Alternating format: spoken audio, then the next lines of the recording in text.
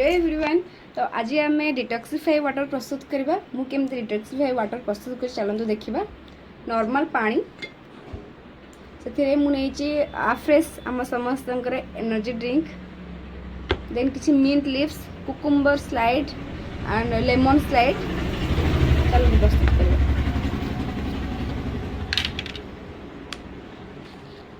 आफ्रेश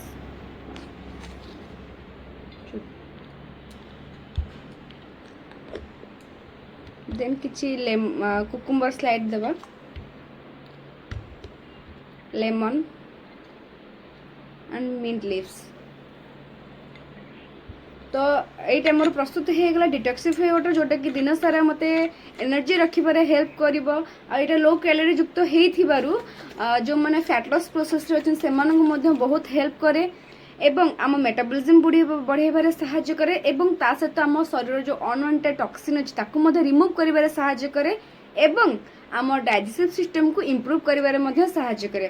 तो बेसिकली मु तो समस्त कहबी समस्त डिटॉक्सिफाई वाटर सबुदिन नियंतु निज बॉडी को डिटॉक्स रखंतु एवं रोगमुक्त रहिबा सुस्थ रहिबा।